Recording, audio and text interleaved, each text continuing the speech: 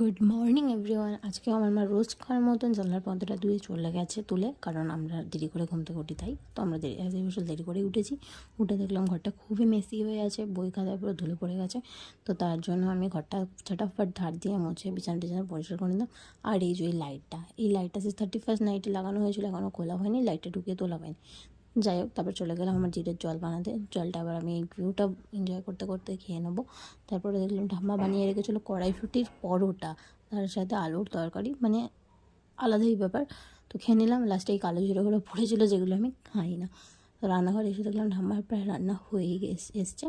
তো বসিয়ে দিয়েছে তেল পটকা, আর কালকের ডাল ছিল, আর ভাত হবে, ব্যাস এই। তারপর দেখলাম ভাই একটু আঁকিবুকি করছে। যাই হোক, তারপরে আমার নিজের কিছু কাজ ছিল, কাজ করে গিয়ে দেখলাম আমার রান্না হয়ে গেছে, উচ্ছে ভাজা, তেল পটকা, ভাত। আমি এবার একটু ফ্রিজ করলাম, দেখলাম শসা রয়েছে, শসাটা খেলাম, তারপর লাঞ্চটা করলাম, কমপ্লিট।